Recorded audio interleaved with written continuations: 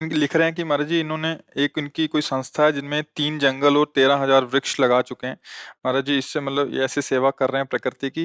But ये जो आज मतलब ऐसे इंसान हैं जो मतलब प्रकृति को नुकसान पहुंचा रहे हैं, प्लास्टिक बैग, और इससे इनको घृणा हो गई है उनसे, मतलब वो प्रकृति को अपना गुरु और भगवान मान लिया और उनसे घृणा हो गई, ऐसा इनका भाव है अंदर।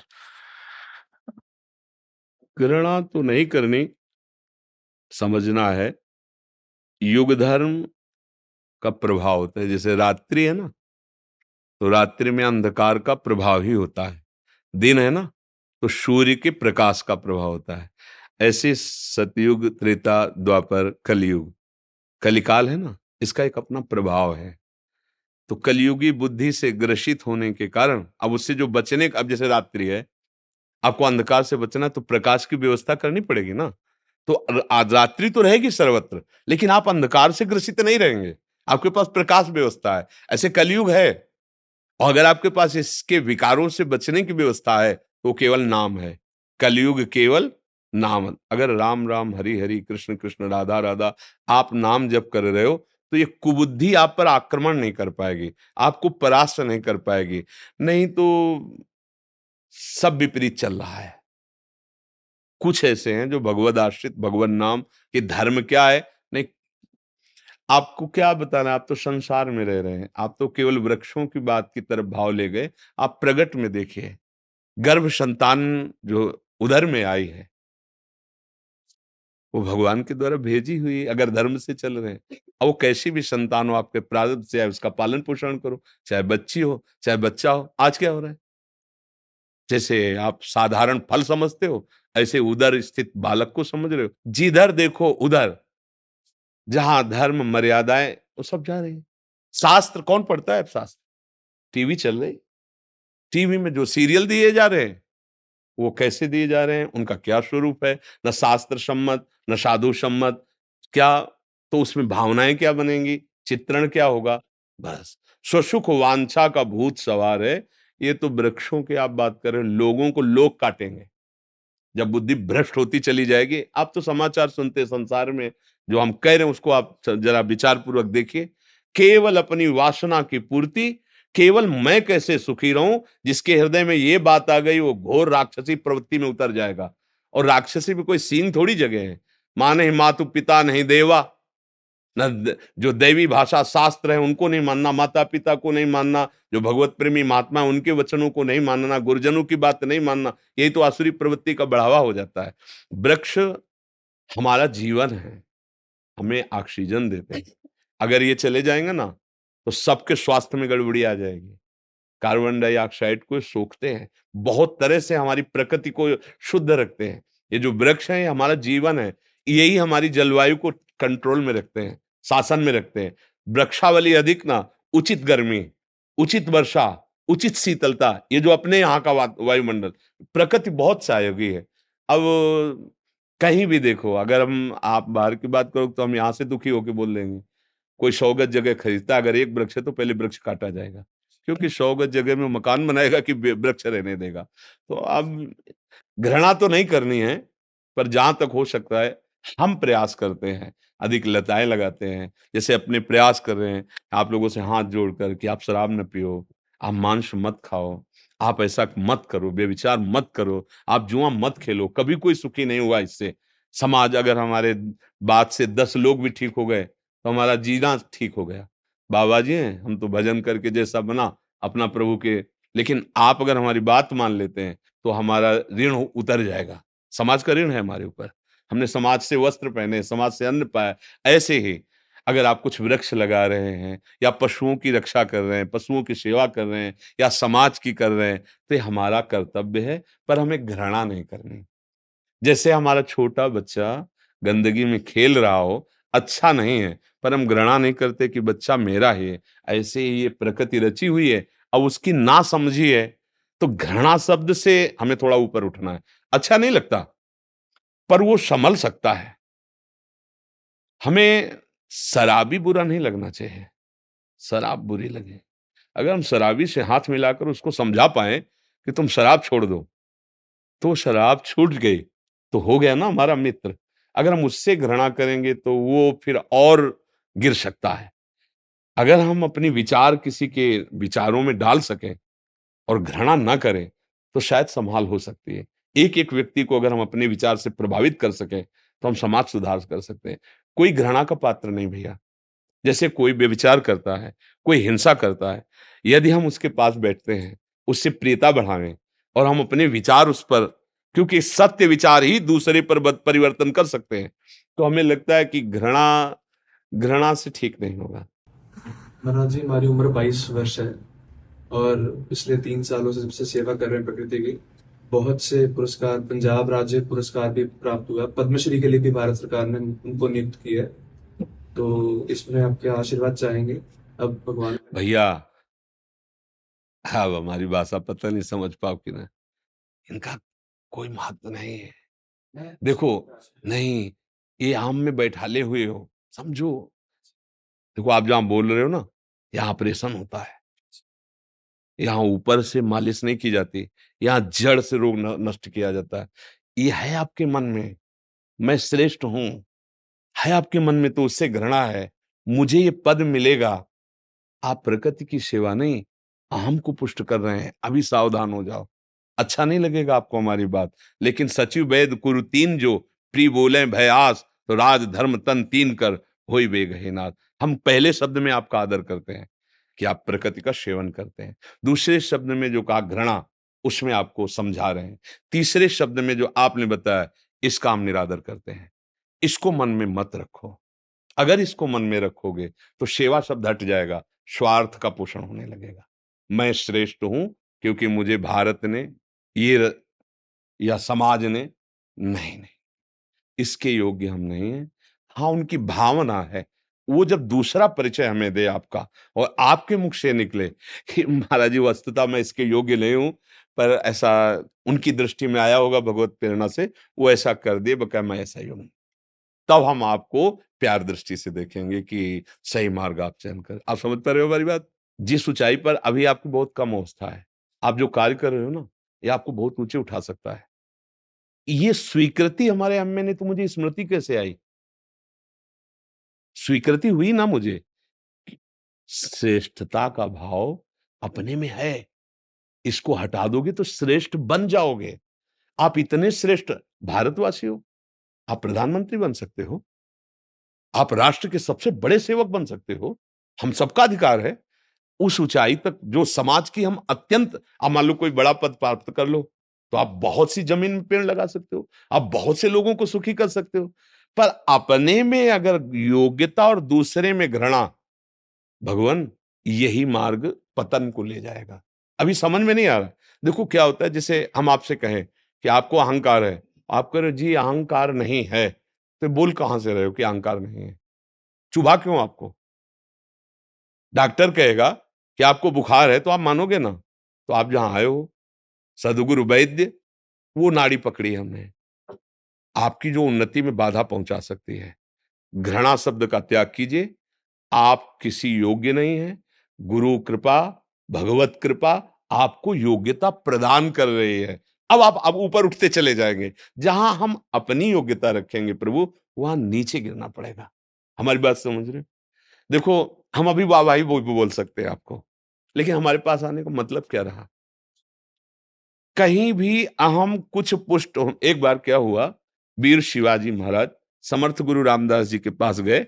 उनका भगवान कई वर्ष से अकाल पड़ा था, किसी को भूखे नहीं रहने दिया, सब खजाना मैंने खोल करके सबको पवाया है। समर्थ गुरु दृष्टि डाली तो उनका, सिब्बू कहते थे शिवाजी को, कहा सिब्बू एक हथौड़ा लाना, लाए, चलो हमारे साथ गए। वो दिव्य दृष्टि संपन्न थे। एक पत्थर की शिला ऐसी थी, बोले तोड़ो इसे। उसे तोड़ा, मिट्टी हाथ से हटाई और देखा एक मेढक स्वस्थ है एकदम ऐसे। बोले इसको किसने पवाया? तुमने पवाया इसको? बोले नहीं भगवान। तो बोले जो इसको पवा रहा है वही तेरे को निमित्त बनाकर सबको पवा रहा है। तू मत सोच कि मैंने अकाल अवस्था में सबका पोषण किया। वो विश्व भरण पोषण करने वाला प्रभु आपको योग्यता दे रहा है, वो आपको इस भाव में लगा रहा है। अगर हम अपने को श्रेष्ठ मानने लगेंगे तो उसकी कृपा छत्र से हट जाएंगे। अहम और कृपा, इसमें बड़ा अंतराय है। कृपा शब्द से परिचय करो, अहम शब्द को छोड़ो, ऊपर उठते चले जाओगे। चक्रवर्ती सम्राट अम्बरीश जी महाराज भगवान की कृपा में, तो दुर्वासा जी जैसा तपस्वी, उनका बिगाड़ना चाहता सुदर्शन चक्र प्रकट हो गया। ये कृपा का स्वरूप। तो घृणा तो करिए मत, और अहम भी आने मत दीजिए। पुरस्कार कोई भी दे, कोई भी पुरस्कार मिल जाए, कोई खास बात थोड़ी पुरस्कार मिलना, कोई खास बात नहीं। खास बात है आपकी स्थिति हृदय की होना। पुरस्कार मिला, हर्षित नहीं हुए, और तिरस्कार मिला तो शोकित नहीं हुए। आप सच्चा पुरस्कार मिला है आपको। अब हम लोग क्या होते हैं, पुरस्कार में राजी हो जाते हैं, तो तिरस्कार में फिर जानते हो स्थिति क्या होती है, अब जीना बेकार है, ऐसी स्थिति आ जाती है। इसलिए शास्त्रीय अध्यात्म स्थिति की तरफ दृष्टि डालें। जो हो रहा है आपके द्वारा, प्रभु आपको प्रेरित कर रहे हैं।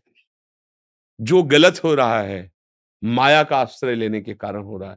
जो सही हो रहा है, वो भगवद आश्रय होने के कारण हो रहा है। हमारी बात को समझना।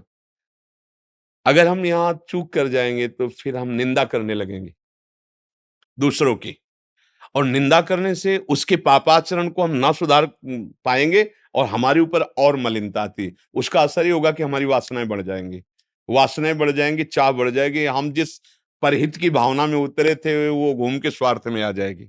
बस हमको अगर निष्काम चलना है तो हमारी विजय होती चली जाएगी, पर निष्काम पर दृष्टि रखो। घृणा नहीं करना। हमें तो ऐसा लगता है कि हमें किसी से भी घृणा नहीं करना चाहिए। पापी से भी पापी पुरुष यदि मुझसे प्रार्थना करेंगे, उसको प्रियता देंगे, वो पाप छोड़ सकता है। पाप छोड़ दिया तो महात्मा बन सकता है। शराब छोड़ दिया तो अच्छा आदमी बन सकता है। बुरे आचरण, अगर आपकी बात समझ जाए वो, तो आपका सहयोग कर सकता है। अगर हम घृणा करेंगे तो बहुत दूर हो जाएगा, वो हमारी समझेगा नहीं, और हमारी उससे द्वेष बुद्धि हो जाएगी। तो हमारी साधुता के अनुसार घृणा करने की जरूरत नहीं, अहम की भी जरूरत नहीं। प्रभु आपको निमित्त बना करके ही ऐसा करा रहे, ऐसी भावना रखनी चाहिए। इसमें आपका कोई प्रश्न है? हम बहुत मित्रवत बात कर रहे हैं आपसे। आप बता सकते हो, मन में मत रखना, बता सकते हो। घर में जैसे बैठे ऐसे बात बोलिए आप। मेरा प्रश्न यही था कि जिस तरीके से हमने प्रकृति को गुरु माना हुआ है, प्रकृति को ही भगवान माना हुआ है, तो क्या मैं वो सही रास्ते पे जा रहा हूँ, उनको भगवान मान के, उनको देवी मान के, उन्हीं में श्री जी दिख रही हैं? हाँ, बस ये दो भावनाओं को सुधार कर लो। जिस मार्ग में चल रहे हो, बस दो भावनाएं, किसी से घृणा नहीं, अपने में अहम नहीं, बस तो मार्ग सही है। हम आपने क्या, पहले शब्द में हम आपसे प्रभावित थे, प्रकट। दूसरे शब्द में विचारों को शुद्ध करने की बात कही, घृणा नहीं। तीसरे शब्द में एकदम कठोर हो गए, नहीं नहीं ये रोग नहीं होना चाहिए। गरुड़ जी महाराज जब भगवान शंकर जी के पास गए, बहुत दिमाग में संशय, तो कहा काकभूषुंड जी के पास जाओ।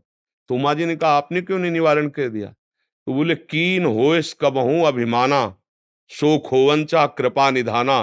क्योंकि पक्षियों में श्रेष्ठ गरुण जी है ना, जाओ काक के पास, और वहां नीचे बैठकर सुनोगे ना, तो तुम्हारा अहम गलित हो जाएगा। ये अहम, जब हम कोई सत्य चेष्टा करते हैं, प्रशंसनीय कार्य करते हैं, तो इसको बल मिलने लगता है, और ये बढ़ने लगता है। ये बढ़ना हमारे लिए हानिकारक है। ये फोड़े की तरह है, इसका जरा सा अंकुरण होते हैं तो बैठाल दो या ऑपरेशन करवा दो। तो भगवान ने कृपा की है आपके ऊपर, मनुष्य शरीर दिया है, आपको ये सेवा दी है, और उसी कृपा का फल है कि हम आप संभाषण कर रहे हैं। तो बिल्कुल इसमें ऐसा ना सोच के, देखो संतों की सभा में जाकर मान अपमान वाली बात तो भूल जाना चाहिए। वहां डॉक्टर के पास मान अपमान वाली, तुमने दही खाया? अरे तुम कितने यार, क्यों खा लिया दही? और वो लड़ेगा तो तुम्हारी सुरक्षा के लिए लड़ेगा। जैसे आप कुछ भी कहो, हम ऐसे कह सकते हैं बहुत ठीक, बहुत ठीक, हाँ ऐसा ही होना चाहिए। क्या हमारी साधुता है ये? हमारी साधुता है कि आप हमारे मित्र हो, आप हमारे बच्चे हो, आप हमारे घर के हो, आपका परम मंगल और प्रकाश होता रहे, तो उस प्रकाश में अंधकार कौन पहुंचा सकता है? ये हम सुनहु राम कर सहज स्वभाव, जन अभिमान न राखें काऊ।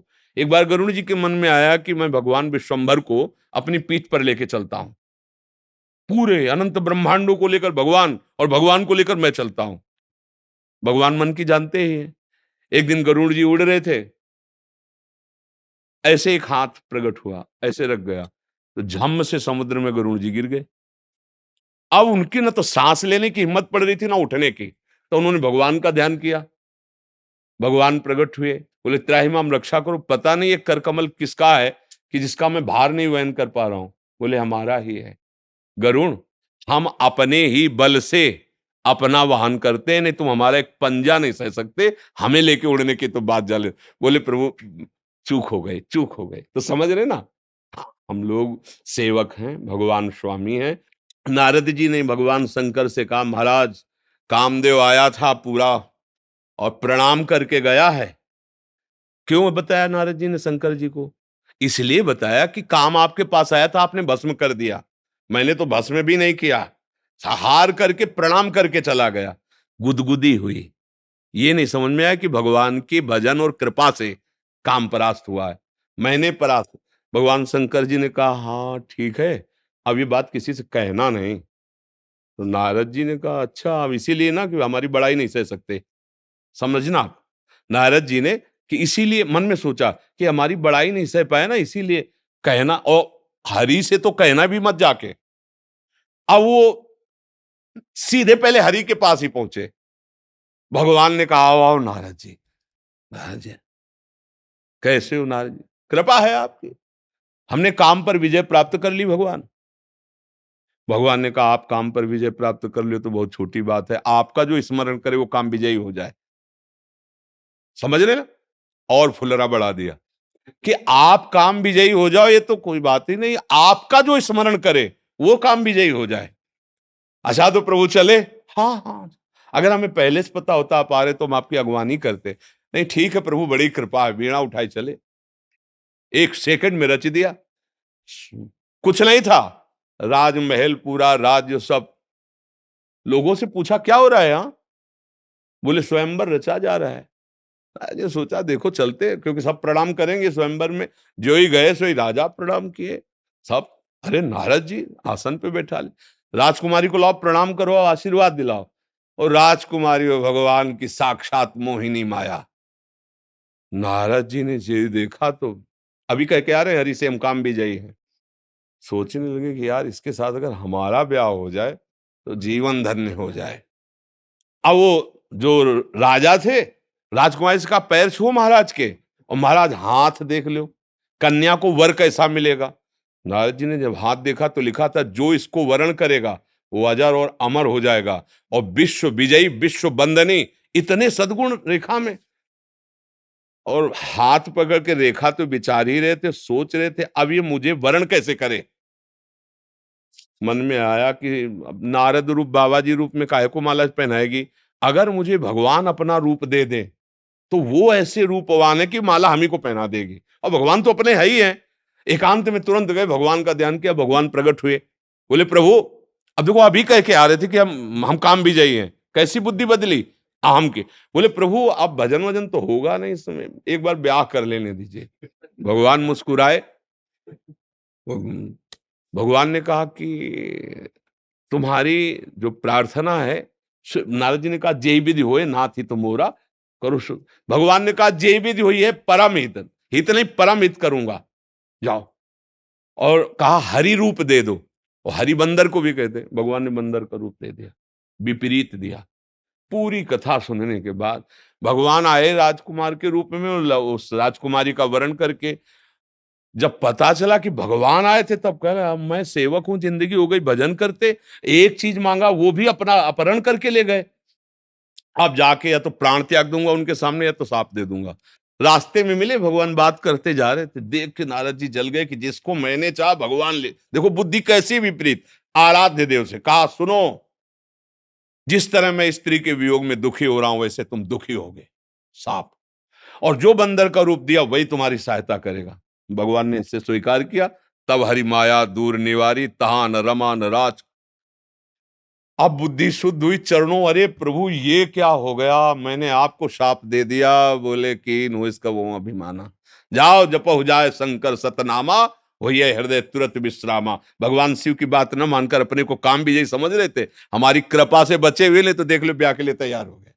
अपने लोग बहुत ही छोटा हमारा हृदय है, हम भगवान की कृपा से इन पदों को, इन सम्मान को, इन सेवा के फलों को सह सकते हैं। हमारे अंदर कहीं भी गुदगुदी नहीं होनी चाहिए, कहीं भी ऐसा नहीं लगना चाहिए कि मैं कुछ श्रेष्ठ हूँ। जहाँ ऐसा भैया भाव आता है, वहाँ माया विपरीत रचना रचने लगती है और फिर वो निंदा का पात्र बन जाता है। इसलिए हम बहुत प्रियता के कारण कहते हैं, प्रकृति की सेवा कर रहे हो, प्रशंसनीय विषय है, पर वो सेवा आपसे प्रभु करवा रहे हैं। जो प्रकृति का नाश कर रहे हैं, वो निंदनीय है, पर घृणा नहीं करना है। हमको अपनी बात फैलानी है, जिससे ना समझ वाले लोग इस बात को समझें और हमें कोई भी पद मिले तो उसे गुरु कृपा, माता-पिता का आशीर्वाद, प्रभु का भाव, अपना अहम पुष्ट ना होने पाए।